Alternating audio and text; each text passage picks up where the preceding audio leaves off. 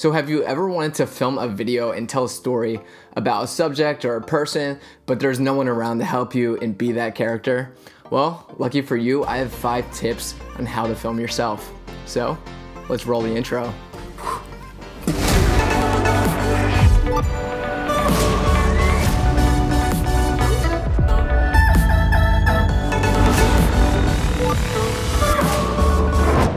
Like many of you, I was in the same predicament that you're going through right now. I wanted to get out, film a video, do something creative, but there's no one around to film, and sometimes I feel awkward kind of hitting someone up and asking them if they just want to be in a random video at the time. So it was kind of on me, and all I wanted to do was make a simple video with a simple message, and I decided to just film myself. If you haven't seen that video, here's a little taste of it right here. When pretending this film camera actually worked.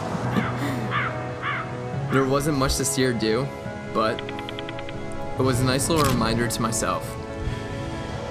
And the #1 question I got from that video was, how did you film yourself? So let's get into it. The first tip that I have for you is the gear. What gear did I use to film this? Keep it extremely simple. I only had 4 pieces of gear with me in total. First piece of gear, obviously my camera. I brought my Canon 1DX Mark II.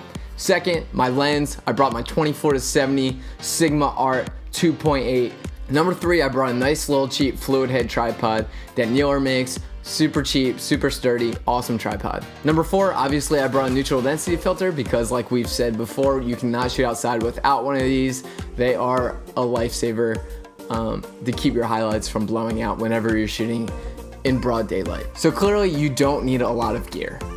#2, second thing I want to talk about is shot variety. In order to film myself, I need to keep my camera on my tripod.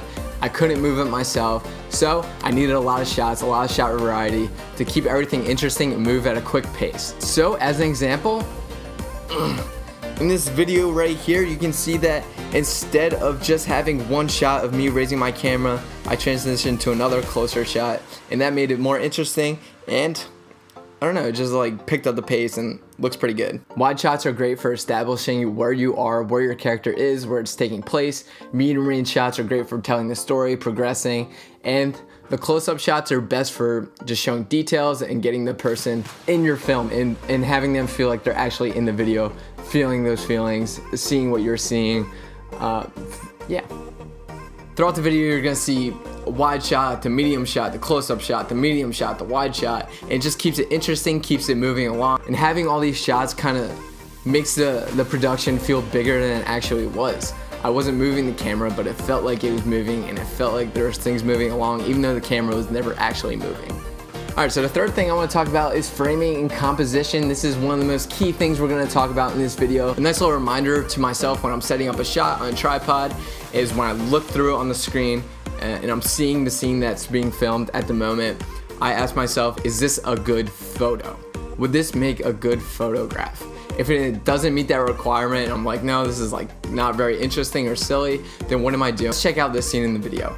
As you can see, there's something in the foreground, this tree is here. It feels like there's depth in the video. It feels like you're in the woods looking at me, putting my backpack into the car or taking out whatever I'm doing in this particular scene. Angles are also a huge part of composition. On this close-up shot of myself, I have the camera angled up at me. And the reason I'm doing this is because I want to give it like a very dreamy feel and kind of have the camera looking up at me at all times and kind of feel how I feel in that given moment, where I feel like I'm on top of the world and I'm just kind of looking around, taking in my surroundings, and nothing's above me at this point in time. And I want to give the audience the same feeling where they're looking up at me and they're looking up and feeling the same feelings that I'm feeling. Fourth thing I want to talk about is focusing. Focusing is going to be the hardest part of all of this. It is so hard to make sure everything's in focus that you want to be in focus, especially when you're trying to keep a very shallow depth of field to create that cinematic look. So what I always do, a simple trick, is to just turn that autofocus off and have everything in manual. When I get everything framed, everything the way I want it, I'll set my focus to something in the scene that I think I'm going to be standing near. So right here in this video, all I did was set my focus on the head of the guitar.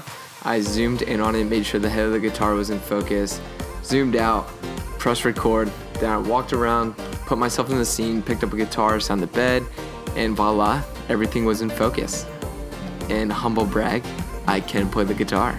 Say I'm not gonna be standing anywhere near an object in sight to be focused. If I want to be super close to my face, like this shot right here, I held my hand around in front of the camera and I got the focus that way. I focused on my hand and made sure I stood right where I had my hand. The very last thing that we should talk about is simplicity. Keep it simple. You're not gonna be able to move around. You're not gonna be able to throw together a Michael Bay production where you're having explosions and tons of movement. So keep your stories simple.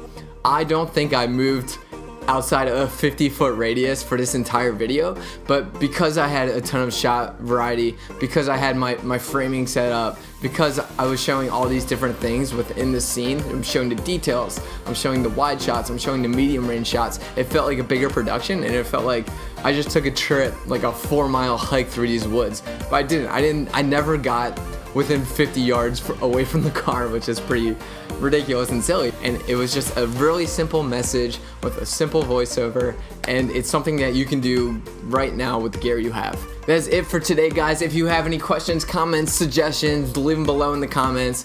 Like this video, subscribe if you haven't already. But let's keep going, let's keep doing all this crazy stuff.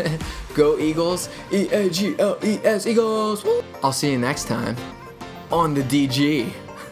On the G. Let's have those lemons tasting sour. let's chase the cats another day now. No, I don't think I need a catchphrase for my outro. Do I? I don't know. No.